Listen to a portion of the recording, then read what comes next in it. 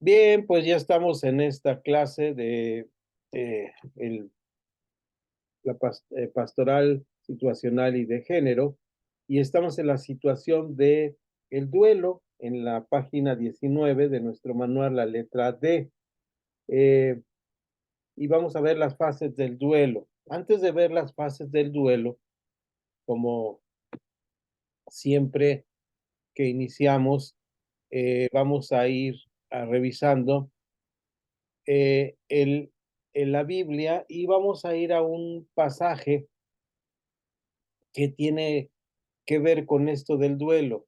El duelo es una parte importante y esta parte importante del duelo es que nos da una idea de el fin de la vida. Todos hemos pasado en nuestras congregaciones como pastores este, esta situación donde eh, tenemos alguna persona que sufre este momento.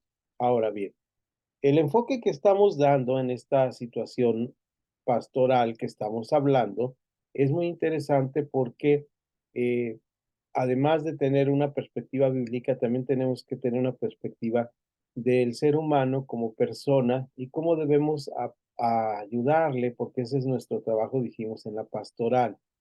Para iniciar esta clase, me gustaría, como siempre, hacer una reflexión bíblica y en esta ocasión vamos a ir al libro de los Hechos. En el libro de los Hechos, en el capítulo 17, ustedes recordarán, los voy a dejar de ver por ahí un ratito, pero voy a tomar la oportunidad de leer este pasaje. En el libro de los Hechos, capítulo 17, tenemos una historia que cuenta Lucas sobre el apóstol Pablo que se ve solo por algunas circunstancias de viaje en Atenas. En Atenas da un discurso. El discurso es por más muy interesante. Este discurso que tiene registrado el libro de los Hechos en el capítulo 17, versículo 22, nos habla que entonces Pablo, puesto en pie en medio del Areópago, dijo, y aquí empieza el discurso que registra el apóstol Lucas, o quien escribe el libro de Lucas, o quien redacta el libro de Lucas. Varones atenienses, en todo observo que sois muy religiosos. Estoy en la Casero de Reina, eh, la revisión 60. Sí, porque pasando y mirando vuestros santuarios, hallé también un altar en el cual estaba inscrito, o estaba la inscripción, como dice aquí, estaba esta inscripción, al Dios no conocido. Esta inscripción le cuenta ahí Pablo, al Dios no conocido, y este discurso se conoce en la historia de los discursos como uno de los más famosos, con este nombre latín, Ignototeo, el Dios no conocido. Y él les dice, al que vosotros adoráis, pues, sin conocerle, es a quien yo os anuncio. Y les anuncia un Dios desde un punto de vista filosófico muy interesante que no entraremos en este momento porque no es el tema. Pero más adelante, en el versículo número 26, entra exactamente a hablar sobre una parte de nuestro ser.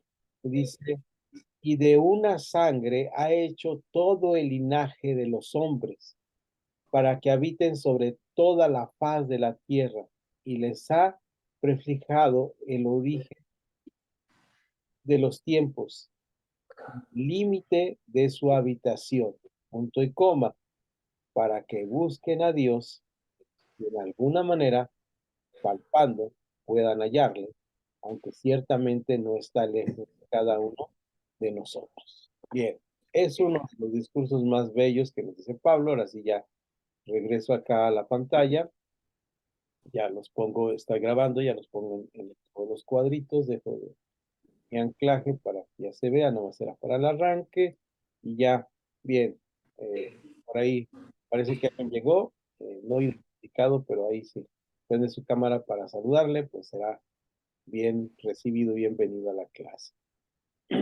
Ahí estamos ya listos para entrar a nuestra página 19, donde vamos a hablar precisamente del duelo, de la pérdida. Pablo en este momento, hablando a los atenienses, dice algo muy interesante. Dios es el que ha puesto límites a nuestra habitación, es decir, nos ha hecho seres finitos. La clase pasada hablamos sobre el pasaje de Cogelet del famoso Eclesiastés, donde habla sobre los tiempos y sobre cómo Dios pone los tiempos en sus manos. Eh, los tiempos están ahí para que los vivamos y definitivamente si algo tenemos presente y así en nuestra vida es que pues somos finitos. Hay un poeta que alguna vez expresó una frase, voy a tomar un poquito de agua,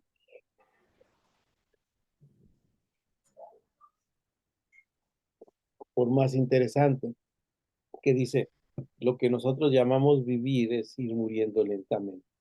Aunque pareciera una oración muy fatídica, porque normalmente no pensamos en la muerte, es algo que está presente en la vida de muchas personas, alrededor nuestro, entre los compañeros, eh, de compañeros de escuela, entre nuestras gentes con que trabajamos, en la comunidad de fe o iglesia donde estamos, siempre estará presente esto, ¿no?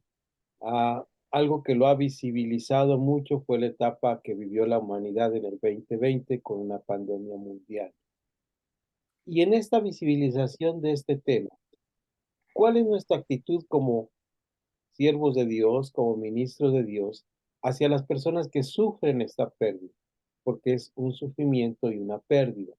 Entonces estamos viendo en el manual, ahora sí cierro mi Biblia virtual y voy al manual a donde estamos viendo el tema, está en la página 19, la letra D, y vemos las fases del duelo.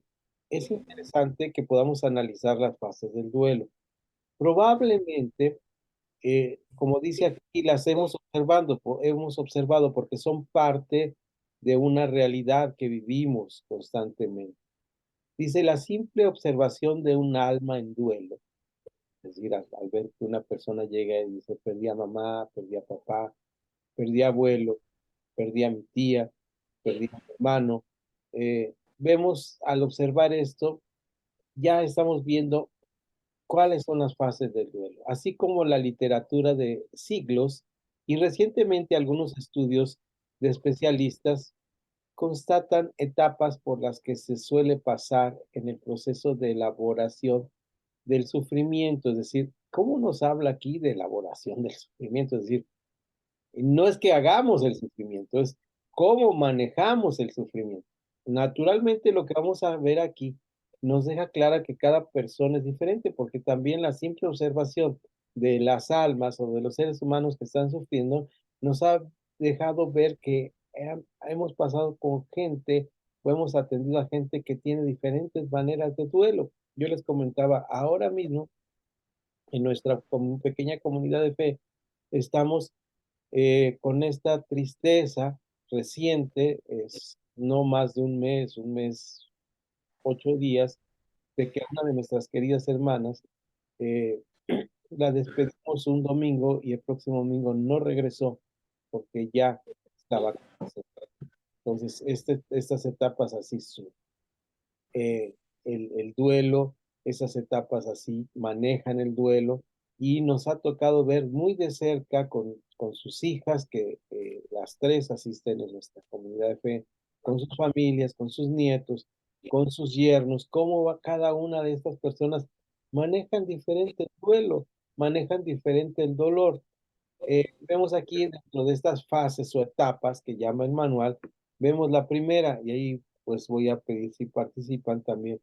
Si han visto en alguna persona, pues pueden abrir su micrófono y comentar, interrumpirme para comentar. La primera etapa, primera fase que tenemos es a un aturdimiento inicial. El sufrimiento puede dejar anestesiado, perturbado, mudo, incluso privado de autonomía de pensamiento, palabra y acción. O sea, el primer momento es de parálisis. En algunas personas se nota, en otras no, pero podemos ver esta fase, sí es una fase que me ha tocado ver a mí en lo personal, con las personas que prácticamente no se mueven, ¿no? Unas se echan a correr, pero otras pues ahí se quedan. Parece que la esperanza termina ahí con esto. Eh, Siguiente, lamentación. Surgen las primeras expresiones inarticuladas, las exclamaciones, abundan los gestos, vienen las quejas, no lo puedo creer. Esto es muy interesante, ¿no? En algunas culturas, como las culturas, ahorita hablamos con el pastor Abel acerca de las culturas en África que son tan distintas. Por ejemplo, el duelo se maneja con grititos de mujeres y esa es una manera, ¿no? Un sonido de duelo. En la Biblia, ¿recuerdan ustedes cómo se llaman estos gritos de duelo? Se llaman endechas, ¿verdad? Endechar, es decir, sacar del alma algo que está ahí. ¿Dónde encontramos muchas de estas frases de la, del pueblo de Israel en el Antiguo Testamento? Pues en el libro de los Salmos, ¿no? Las mismas lamentaciones, el libro de lamentaciones, hoy les mandé un versículo del libro de lamentaciones. El mismo libro de lamentaciones es una endecha, es una situación de dolor, es manejar una lamentación de dolor, ¿verdad? Eh, Siguiente, negación. No es cierto. ¿Sí? ¿Alguien quiere comentar? Ah, no, oigo una interrupción, no, ¿verdad? Fue ahí nada más. Muy bien. Negación. No es cierto. Esta es una manera de decir, no, no es verdad, no pasa nada, no está sucediendo nada, lo negamos. Les comenté la clase pasada y así lo digo brevemente, cuando vimos cuáles eran nuestras reacciones ante el duelo, que a veces pues inclusive sentimos que va a llegar la persona, les platiqué mi experiencia de que yo eh, iba a la central camionera a recoger a mi mamá después, como un año después de que había muerto, mi sueño, pues, yo regresaba pues con dolor diciéndole cómo explico cómo están ahora las cosas en la casa después de un año que se fue. Y era mi sueño, pues, era una cosa de mi subconsciente de no puedo creerlo. La negación, no es cierto. Rechazo, no lo acepto. Hablábamos del tema también la clase pasada de aquellas personas que dicen, no, no es verdad, no puedo aceptar que así sea. Miedo y ansiedad. Y si me sucediera a mí, también esto es el miedo y la ansiedad viene cuando vemos esta situación. Cambiamos de página, ya a la página número 19, por favor. Culpa. A veces viene este estado de culpa, sobre todo cuando hay situaciones bien difíciles. eh, hay momentos en los cuales hay una decisión que tomar. Leí un artículo recién sobre una persona que vuela con sus niños en un viaje transatlántico y al niño le revienta o le tiene un problema de apendicitis y hay un doctor y ese doctor le atiende y dice, pues es necesario eh, eh, que la atiendan inmediatamente y el capitán de la nave, por la vida de la persona, del niño, y empatía con los otros pasajeros, pregunta y dice si era necesario regresar. Estaban más fácil regresar a un aeropuerto en Canadá que seguir el vuelo transatlántico y las gentes aceptan y ven cómo pues esto sucede, ¿no? Y entonces, bueno, ahí fue un final feliz que cuenta esta historia, pero si no hubiera sido así, pues el papá había dicho, ¿por qué hice este viaje? ¿Por qué se me ocurrió? Eh, Esto es terrible. Nosotros hemos tenido personas que pierden la vida y la culpa viene sobre los familiares. Entonces, me hubiera dicho que no fuera, yo presentía y sabía que algo iba a pasar. Todas estas cosas de premoniciones que como seres humanos pensamos que tenemos. Entonces nos causa esta culpa, porque esta premonición no es más que una culpa. El enojo, ¿por qué a mí? ¿Por qué Dios permite esto? Eh, ¿Por qué se lo hicieron Dios? Es decir, hay un enojo a la vida contra Dios, tristeza profunda, la gente se queda en un sentido de depresión, a esto se refiere. Eh, ¿Qué sentido tiene ya? Luego, resignación. Es el destino, a mí me tocaba, ese es un fatalismo. La vida no puede vivirse desde el fatalismo.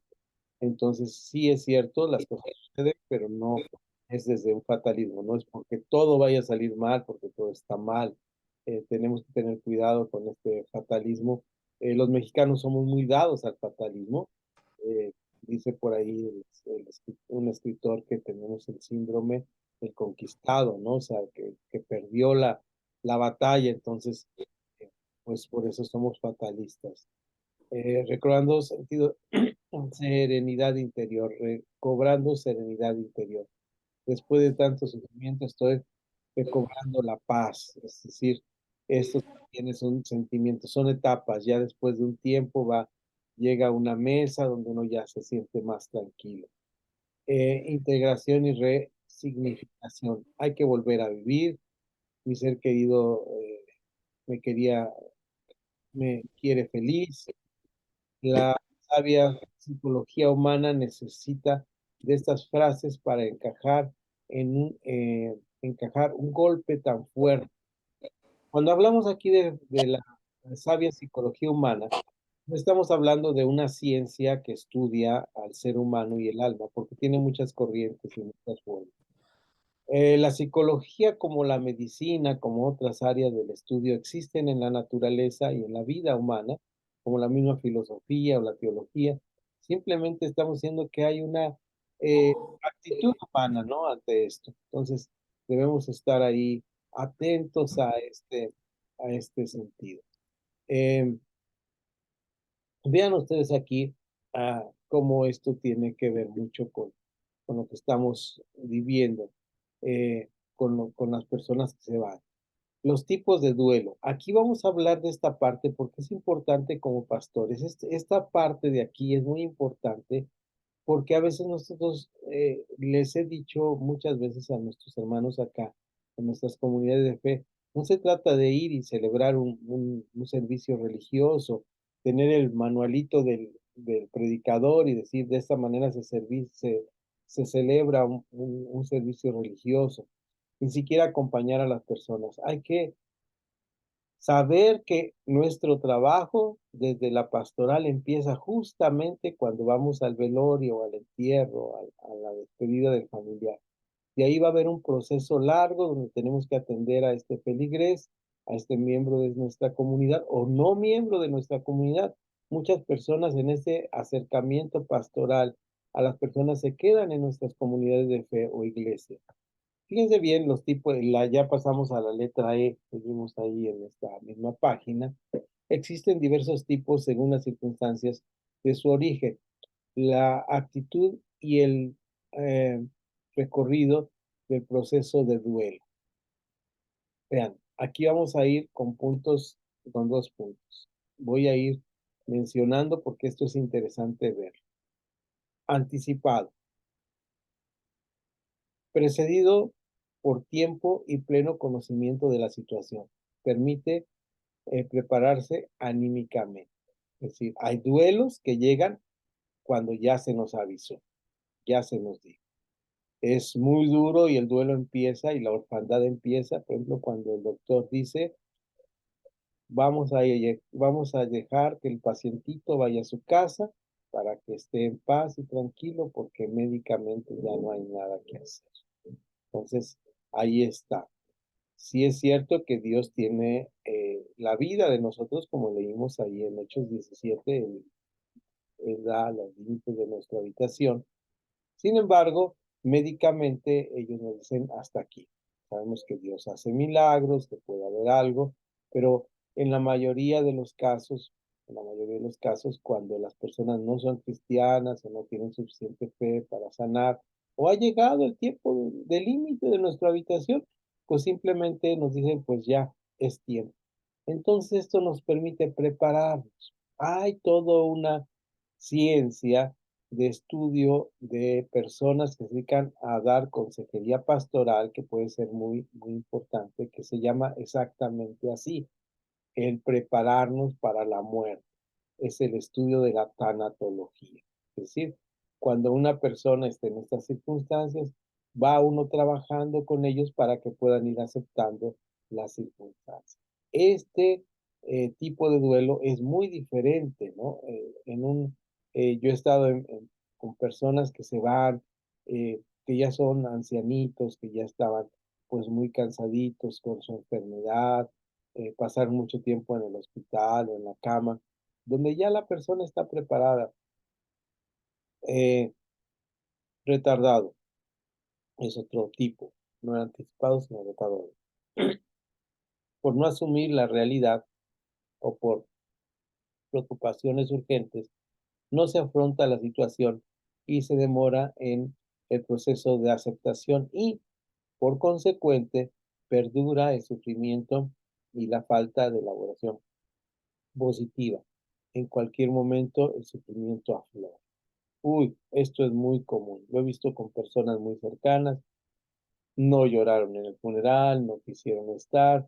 Y un día de repente se recuerda a la persona, se ve un objeto y han pasado muchos años y pues La, empieza nos- la nostalgia, ¿no? la nostalgia, sí es pastor, exactamente, hay nostalgias que nos invaden, recuerdos. Mi mamá, que es la persona muy querida para mí que falleció, ella le ayudaba en el trabajo de compaginar los manuales de evangelismo explosivo a mi papá. Y entonces, como sacaban muchas fotocopias, ella acostumbraba a juntar todas las hojitas que sobraban para luego hacer manuales y hacía pequeñas anotaciones en las hojitas que ponía y las iba acomodando y sus anotaciones. Y en una ocasión mi esposa trajo para hacer el trabajo aquí en casa, para ayudarlo, ya no estaba mamá que ayudaba, ella le estaba ayudando a mi papá con ese trabajo, y no nos dimos cuenta que las hojitas con su letra habían quedado ahí adentro, ¿no? Entonces, pues ahí estamos revisando su letra, llorando por lo que había escrito. Aquí nos faltan 2 hojas, hay que decirle a Naúm que la saque. Hacía sus anotaciones. Y como dijo bien el pastor, la nostalgia del ser querido. Ahora bien, un buen consejo es, si vivimos esa situación en algún feligres, que los buenos momentos sean los momentos que nos vayan sanando de esta situación. Pero también hay este retraso a veces crónica. Esto es una situación muy difícil. La reacción luctuosa dura años, produciendo, si ahorita te doy la palabra, produciendo constante sufrimiento. No cede por sufrir más. Es decir, hay personas, yo conozco personas que después de 4 años siguen teniendo duelo. Adelante con el comentario.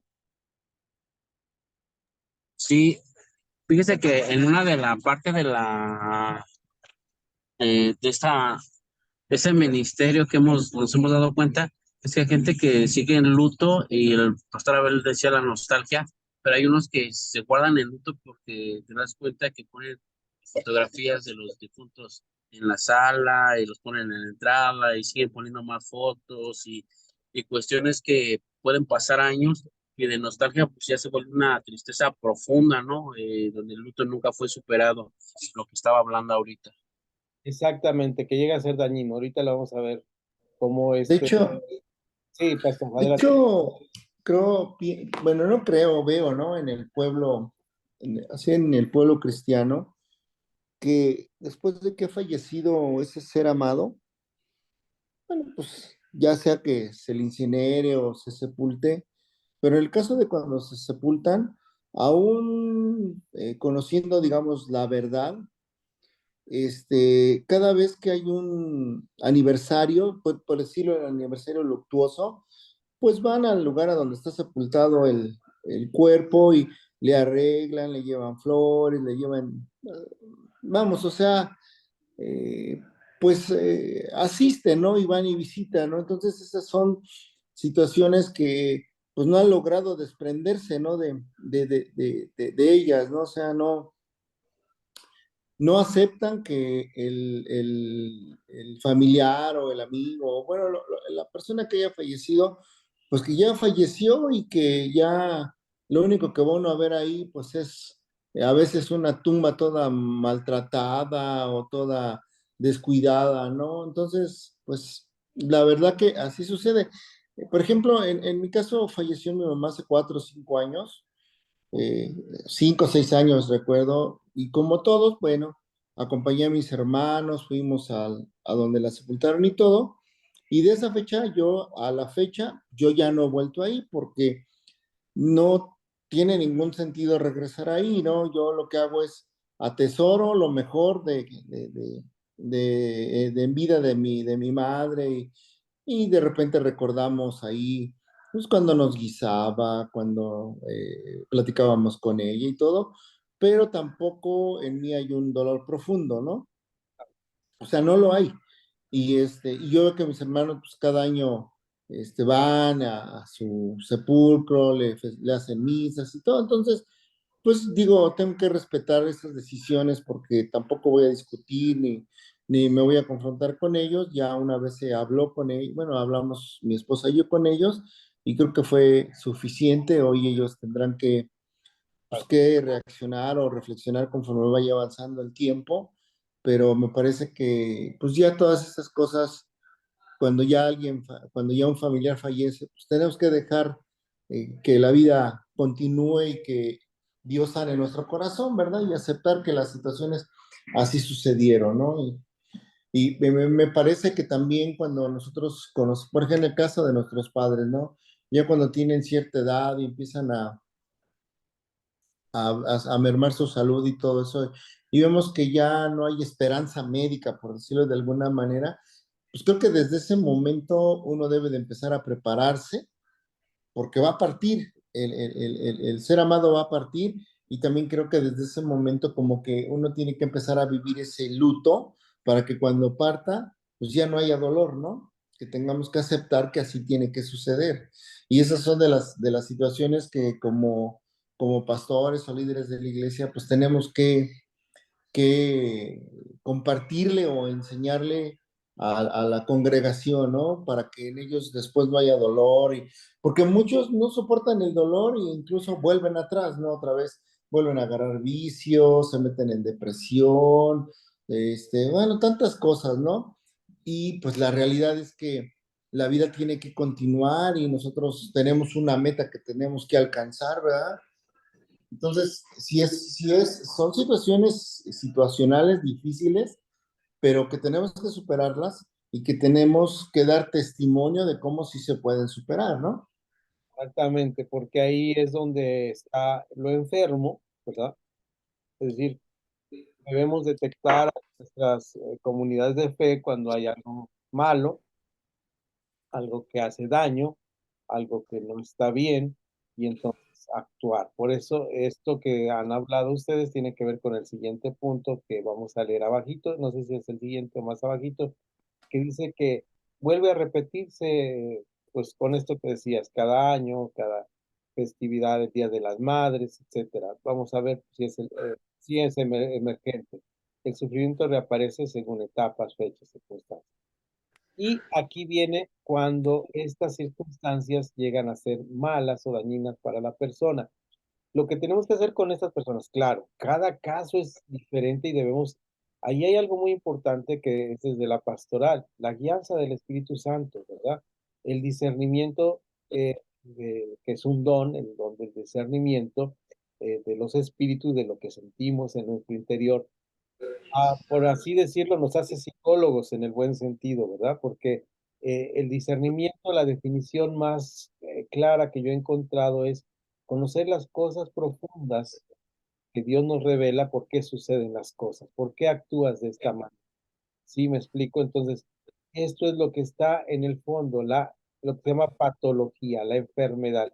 Patología es el estudio de las enfermedades, de lo que está dañado, de lo que está mal. Así como cuando hay un olor malo en la cocina y digo, algo dejé aquí que se está echando a perder, eso se llama patología. Hay una patología en el duelo, es decir, el duelo es normal, el duelo tiene que vivirse, es un proceso, pero tiene que llegar un momento donde desaparezca ese dolor.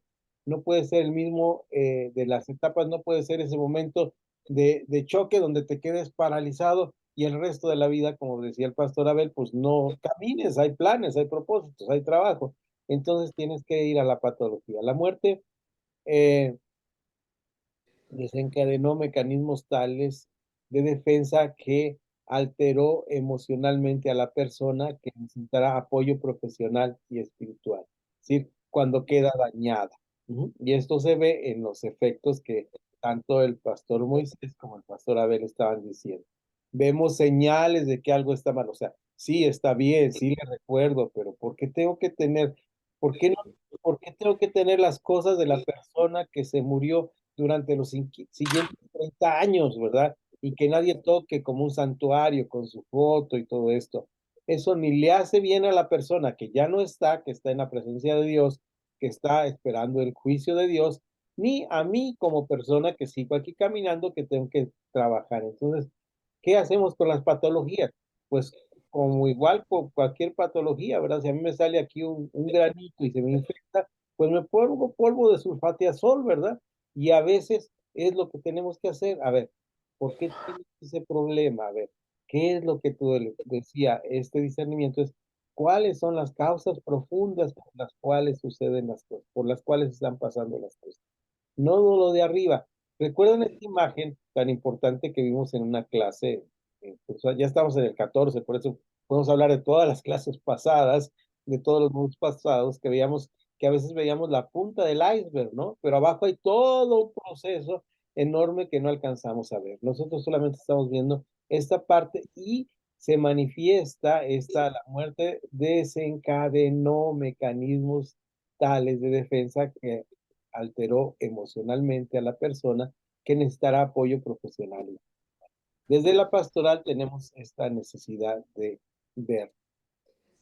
Extraordinario, ocasionalmente por situaciones críticas de la muerte, aborto, suicidio, homicidio, tortura, cuerpos sin aparecer. Esto ya en nuestro país es una realidad, guerras como las que estamos viviendo en la actualidad, catástrofes, ¿verdad? Bueno, no se explica uno por qué un muchachito de 18 años va a ser asaltado en la esquina de aquí de mi colonia y lo matan, ¿verdad? Entonces, es una muerte sin ningún sentido, sin ninguna realidad, y uno ante este duelo se maneja diferente, se maneja con ira, con venganza, y aún como decía el pastor Abel, personas que son cristianas, que actúen adecuadamente, de repente están actuando de una manera que no es desde el punto de vista cristiana, y nuestro trabajo como pastores, como líderes, como maestros, es dirigirles hacia un duelo sano, hacia un duelo sano. Eh, Comunitario, afecta a muchas personas y por mucho tiempo. Escuché recién un testimonio de una iglesia. Fui a hacer una visita a una iglesia y en esa iglesia empecé a hablar con una persona al final de la charla, y esta persona me cuenta una historia de terror, ¿no? La historia de terror es de una congregación donde realmente es terrorífico, viene la situación de pandemia 2020, ellos deciden que no deben creer, que es algo real y que no deben dejarse reunir, y en lo que pasa al final, si necesitan hablarme, me abren su micrófono para hablar, me interrumpen con gusto. Eh,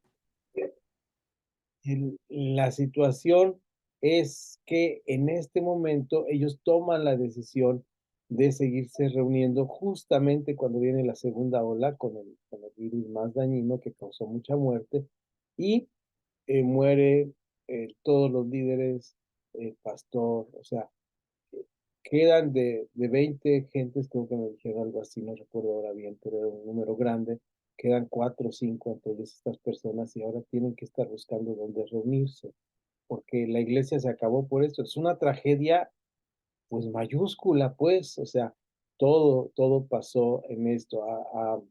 Yo conocí más o menos el movimiento que sufrió una catástrofe muy grande hace unos años, no recuerdo exactamente la fecha, pero un grupo de hermanos bautistas en un país vecino nuestro, latinoamericano, fueron a una convención, y en el vuelo de regreso, cuando arranca el vuelo, el avión sufre una falla y se incendia, explota y muere toda la congregación ahí, ¿no? Imagínense esa circunstancia. Pastor, feligreses, diáconos, todos en esa convención donde habían. Es decir, son catástrofes de una magnitud enorme. ¿Cómo manejar esto? Pues diferente a cuando se muere un viejito, a cuando se muere. Por eso debemos ver en este sentido que hay diferentes tipos de duelo y cada uno será atendido de acuerdo a lo que vemos. Vamos a la letra F, por favor. Eh, la finalidad del duelo. No sé, pastor, a ver si me puede ayudar porque a mí me está abriendo el ojo y no, estos tres parrafitos, si no puede, porque veo que ya creo que el pastor Moisés está sin luz. Veo también a pastora Belén por ahí, pero no sé si tiene. Sí, Adelante, pastor. es F, la letra F, la finalidad la, del... san- la finalidad, finalidad del duelo. Usted me dice hasta dónde pare, ¿eh? Vamos a Dice leer todos los muchos, párrafos, pastor, por favor. ok. Dice, muchos creen que en el duelo hay que dejar pasar el tiempo, que todo lo cura y considerar el sufrimiento como propio, exclusivo y no compartible. No hablar y sufrir en soledad y en silencio, procurar despejarse y evadir los recuerdos, vivir como si nada hubiera pasado, cayendo así en una especie de sumisión ante el fatalismo. Y es un gran error. Otros, por el contrario, creen que el duelo es un continuo lamento y desahogo exterior, situándose en un estilo de vida eternamente infeliz o recluyéndose en un mundo imaginario por sentirse agobiados por la realidad. No es correcto. El duelo tampoco es para olvidar ni para dejar de amar al ser querido, muerto. Sería absurdo. La finalidad del duelo es dar expresión y cauce sano a los sentimientos, serenando el sufrimiento, dominando la pena de la separación, aceptando la realidad de la muerte, integrando la extrañeza física, reorientando positivamente la energía efectiva con un proyecto pleno de sentido, amando con un nuevo lenguaje de amor al fallecido, a quien como creyente ponemos en las manos misericordiosas de Dios, en la esperanza firme de la resurrección, donde nos ama con el amor purificado y pleno de Dios. Gracias, pastor, muy amable por su lectura. Vean ustedes, entonces el duelo tiene una finalidad.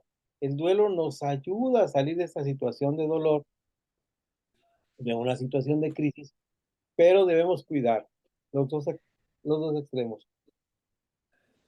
Por un lado, no podemos decir no pasó nada, pero por otro lado no nos podemos frenar. Aquí nos habla que debemos trabajar correctamente y no caer en estos errores de fatalismo ni ir al otro extremo de vivir como si nada hubiera pasado. El duelo es un proceso necesario en nuestra vida. Ujú. Vamos a ver la letra G, lo voy a ir está al final de la página 19. Perdón, maestro, ¿no puedo hacer una pregunta? Claro que sí. Nada más hablando acerca de esa parte de vivir el duelo, ¿habrá un tiempo para poder vivir ese duelo Es, o cómo? es interesante tu pregunta porque eh, siempre nos hacemos esa pregunta. ¿Cuánto tiempo debe durar el duelo? Se ha dicho, los estudiosos de la tanatología, que es esto, nos dicen que no puede ser más pequeño a 3 meses ni más grande a 2 años. Es el tiempo que nos dan. Sin embargo, es una medida que pusieron ahí, pero no tiene que ver realmente con realidades de cada persona. Vimos que había diferentes tipos de duelo. Por ejemplo, de las personas desaparecidas, el duelo es permanente. Esta etapa se llama el duelo no resuelto o la pérdida no resuelta. Entonces, pues, ¿cuánto dura el duelo? Pues años dura el duelo. Mientras no tengas un cierre, no tienes el duelo. Pero vamos, tu pregunta se respondería desde el punto de vista técnico de esta manera. No puede ser menor a 3 meses, es decir, no puedes ir a los 2 días, mira, ya me alivié, estoy feliz, vámonos de pachanga, vámonos a Acapulco. No, Acapulco ahorita no, porque está destrozado. Vamos a Puerto Vallarta y disfrutemos la vida. ¿Cómo dice el dicho mexicano? El muerto al hoyo, no sé, algo así, ¿no? Al gozo. los demás, ¿no? Entonces, no puede ser 3 meses. Pero 2 años es suficiente para aliviar en los casos más extremos el duelo. Ahora, si hubiera una situación diferente, entonces tenemos que empezar a revisar cosas. No pues la persona esté mal, ni enferma, ni nada, sino tenemos que empezar a revisar las cosas como están sucediendo. ¿De acuerdísimo? Entonces, tengamos mucho ver esos espacios. ¿Quedó claro, pastor? ¿O quieres que abunde más? ¿O tienes algún caso? No, sí está bien, maestro Nahum, muchas gracias. Te agradezco. Gracias. Y sí revisar cada caso en especial, es decir, si duró poco, ver por qué duró poco, si duró muchísimo, por qué está durando tanto. Eh, yo normalmente veo que las personas que he estado cerca ahora con las hermanas de nuestra hermana Leti, que ya está con el Señor, veo que apenas va 1 mes y medio y las veo aún con dolor. O sea, puedo ver en sus oraciones, en la plática que tenemos, aún hay dolor. O sea, no ser así tendría yo que preocuparme por ello. Pero si dentro de 3 años veo ese mismo dolor, entonces me empiezo a preocupar. Bien, pasamos a la sanidad del duelo. Hay que sanar el duelo, la enfermedad, el dolor, hay que sanarlo. El duelo viene a ser como un dolor muy fuerte que hay que sanar. Lo que no se asume no se redime. El duelo no es eh, pasividad. Nadie me cura por fuera si no me sano por dentro, ¿verdad? Es decir, todo el dolor que siento, todo el rostro ahí eh, mal, está en un duelo que no va a sanar hasta que me sane. Hay duelos en la Biblia, sí hay duelos, ¿recuerdan? ¿Quién tuvo duelo? Pues el rey David, ¿no? Nos cuenta de su duelo y cómo de repente dijo, ya, hasta aquí se acabó el duelo. Y son culturas muy distintas a las de nosotros. Nosotros tenemos un sistema de duelo muy diferente. Eh, eh, Nosotros que tenemos contacto con cultura canadiense en nuestra denominación, en nuestra tradición histórica religiosa, puedo ver qué diferente es el manejo del duelo a lo que nosotros tenemos, ¿no? En primer lugar, el velorio se hace sin el cuerpo presente, eso para nosotros sería como un agravio a la persona, ¿no? Se hace con la foto de una persona, se va a comer y a platicar, y en el duelo de repente se va a hacer Eh, Voy a hacer aquí un alto para que no quede grabado, para comentar algo que no debe quedar aquí grabado. Y es una recomendación de Netflix. Se llama, en inglés recuerdo ahora el nombre, eh, 6 Feet Out, abajo, 6 pies bajo tierra, está en Netflix y bueno, es de una casa funeraria. Y la recomendación de eh, 6 Feet es porque en este serie de televisión, que puede ser recomendable verla o no, eso es criterio de cada persona como cristiano, maneja el tema de la muerte de cada personaje en un estilo de vida muy interesante. Si usted no está para ver este tipo de cosas de Netflix, que a veces yo prefiero no recomendar porque no son muy sanas, ni muy non santas, ¿verdad? Sí puedo recomendarles otro serie de caricaturas donde habla de los procesos de la vida. Se llama también está en inglés, no sé el título, en español es de una caricatura de un viejito que va con un explorador a visitar las cataratas de no sé qué. Lo hemos visto con nuestras nietas varias veces. Hay muchas lecciones de vida en esto y vemos cómo se manejan los procesos de duelo. No es para que prediquemos sobre esto, es para que nosotros como pastores veamos diferentes procesos de duelo, ¿verdad? Cómo se manejan los procesos de duelo y esto que decía el pastor Abel, la vida sí.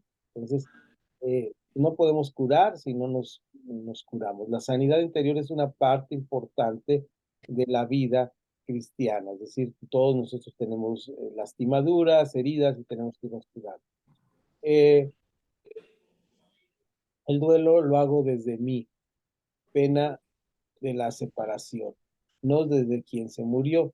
Yo soy el objeto y el sujeto de mi duelo. Esto es muy importante. El duelo es por nosotros, no por el que se murió. Esto es muy importante. La primera parte de sanidad es la persona que se murió ya se murió. Ya si la perdoné, si no la perdoné, si hizo, si no hizo, pues resulta que todos los que se mueren son requete buenos, pues, pero hay algunas veces que hay algunos conflictos entre hermanos, entre familiares, entre cristianos, ¿verdad? Y entonces ya el duelo no es por la persona ya hizo, ya se fue, ahora es por nosotros. El amor, eh, oh, ya cambiamos de página, ¿verdad? Sí, es la página 20. Ya vamos a la página 20, por favor.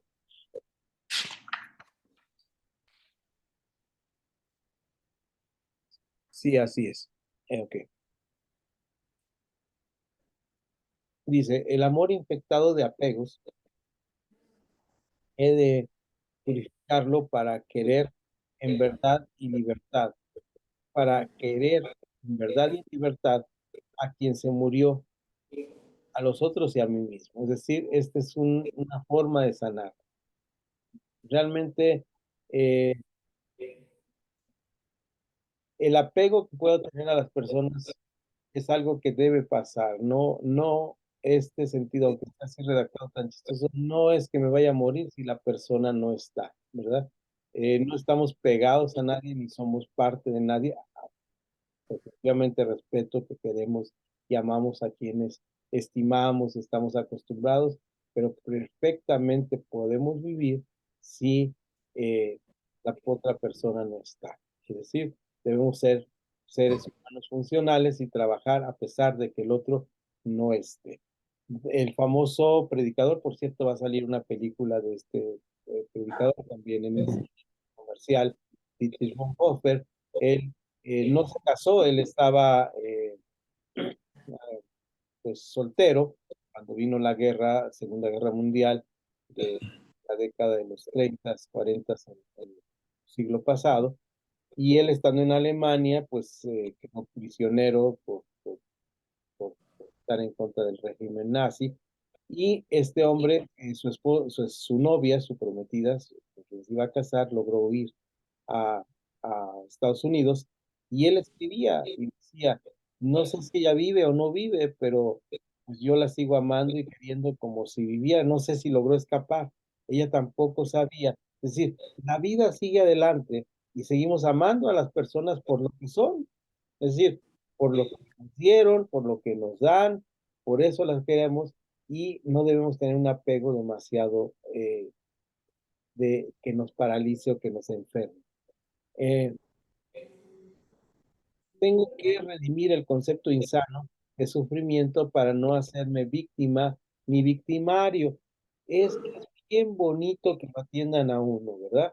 Yo recuerdo qué bonito es cuando me fracturé mi dedo chiquito del pie derecho en el mar, la ola que me dio una revolcada, me pegué, conducí algo y me rompí mi dedito y tenía que traer bastón y un zapato especial así para la fédula y entonces en el camión todos me daban el lugar y entonces en la casa todos me dejaban el asiento en la iglesia.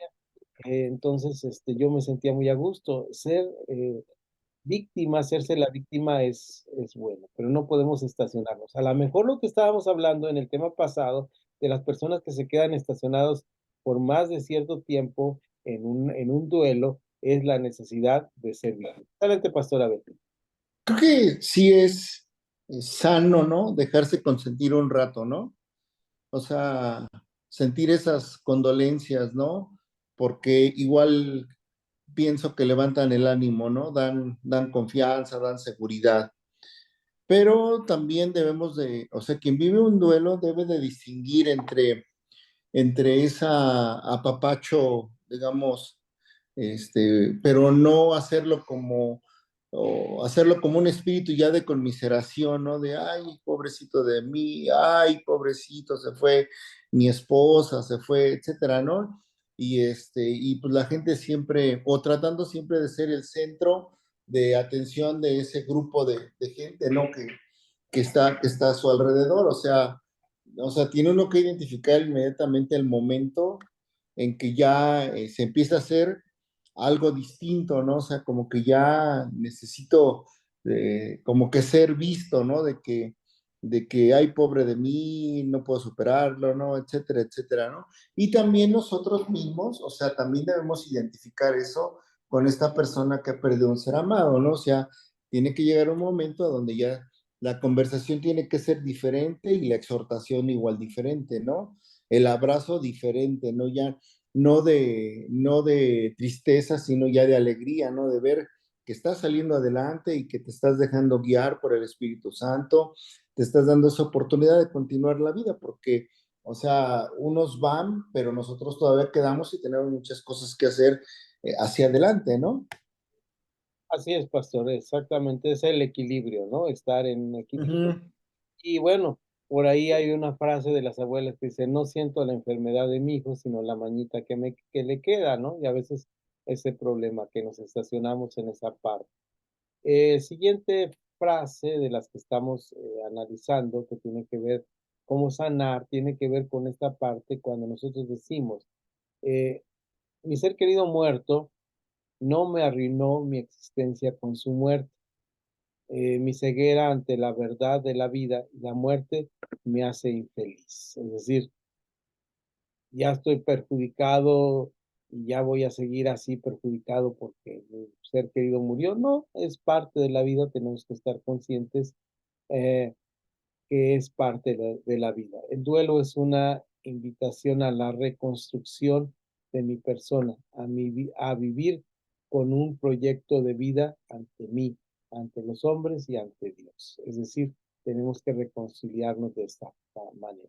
Vamos a la a una última etapa de esto que estamos viendo, del duelo, que es importante.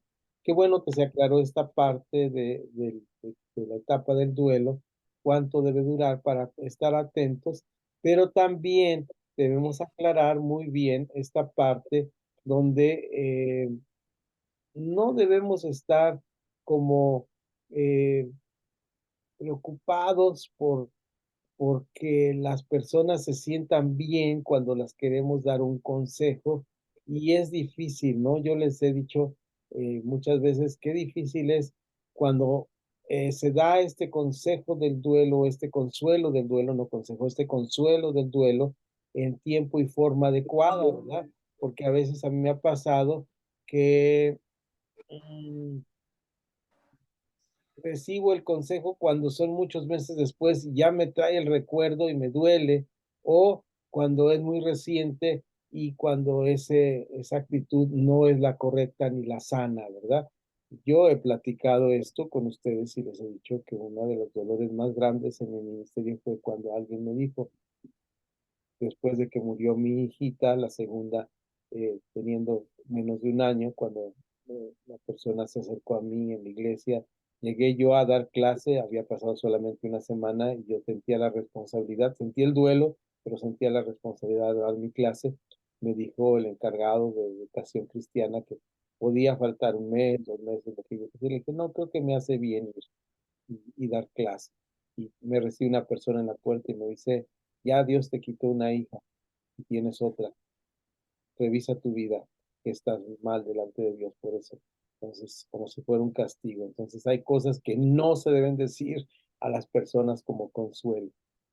Frases hechas que deshacen el duelo, es decir, que te acaban, que te destruyen. Tenemos que tener mucho cuidado de no decir, yo diría, aquí le cambiaré el título, póngale usted ahí en su manual, cosas que no debemos decir y que a veces decimos. Yo a veces he dicho estas frases, recientemente estuve a punto de decir una con la persona que les dije que perdió porque estuvo con dolor en el hospital, estoy a punto de decirle, pues ya está descansando, ya tranquila, pero pues no es el momento, a nosotros se nos hace fácil, pero fíjense, las frases que son hechas, o sea, que la gente dice, eso de frases hechas, quiere decir exactamente eso, que son frases que ya están prefabricadas y las repetimos porque están hechas así, pero que destrozan a la persona que está en duda. Imagínense una persona que dice, al menos te queda otro hijo,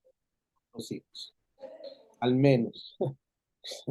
Perdí a su hijo y le digo esto, pues Dios mío. Dios quería un angelito. Qué doloroso, ¿no? Pues que Dios tiene suficientes angelitos, ¿para qué quería otro? Son frases hechas que no debemos repetir. ¿Queda claro? Estas son frases que no debemos repetir. Esta frase es muy común, se las he dicho, eso es parte de la empatía, pero en un punto del duelo no debemos repetir esta parte. Sé cómo te sientes. No, no sabes cómo me siento. Y yo lo digo por experiencia. Cuando a mí estaba en un duelo muy grande por mi mamá, me decían, ¿sabe? Yo te entiendo cómo te sientes, porque yo perdí a mi mamá. No, no sabes cómo me siento. No puedes saber cómo se siente otra persona. Puedes amar a la persona, confortar a la persona, pero no puedes decirle esto porque es muy doloroso en un momento de duelo. Tal vez en otro momento sí, la frase cabe, pero en este momento de mucho dolor tenemos que tener cuidado. Es mejor así, dejó de sufrir. Puede ser una realidad, pero es muy doloroso que te digan eso. Tú estás sufriendo por la muerte de un ser querido. Eh, es- si tenía que suceder, mejor que fuera pronto.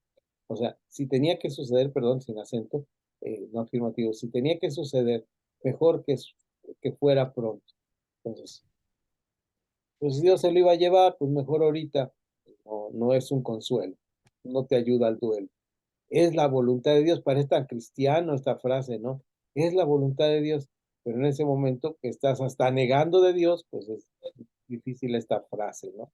Ahora, son frases que no estoy diciendo que están mal, estoy diciendo que tengamos cuidado porque en ese momento de dolor pueden dañar a la persona que está en duelo. Ujú. Jesús también sufrió. ¿Por qué no tú? Esa frase es muy dolorosa, me ha tocado escucharla, es muy dolorosa. Como pastores debemos evitarla. Eh, Dios se ha llevado, lo que necesitaba, Dios se lo ha llevado, se ha llevado a la persona que murió, donde estaba junto a él. Es también una frase dolorosa para alguien que está en duelo. Aunque sea una realidad, ¿eh? No estoy diciendo que no sean reales estas frases, sino que para la persona que está sufriendo duelo es doloroso. Si me pasara a mí, me moriría. No es un consuelo decir esto. Ánimo. Otras personas, otros pasaron por esto. No es consuelo, no es una situación de consuelo. Eh, el destino lo ha querido así, es la ley de la vida, es así. Hoy estamos, mañana. No, son frases hechas que decimos cuando alguien muere, pero no son frases. Debemos confiar en que Dios nos pondrá por su Espíritu Santo palabras adecuadas. Hemos nacido para sufrir, sé fuerte, no llores. Esto es tremendo, ¿no? Esta frase es tremenda. El tiempo cura todas las heridas, o sea, es una realidad. El tiempo va a curar las heridas, pero en cierto momento de duelo no debemos decir estas frases. Era demasiado bueno para esto. ¿Ok? ¿Entendido? Ya notado que son frases, póngale así, tratar de no usarlas porque son frases hechas que no ayudan al duelo de la persona, no ayudan a sanar el duelo de la persona. Bien, mis estimados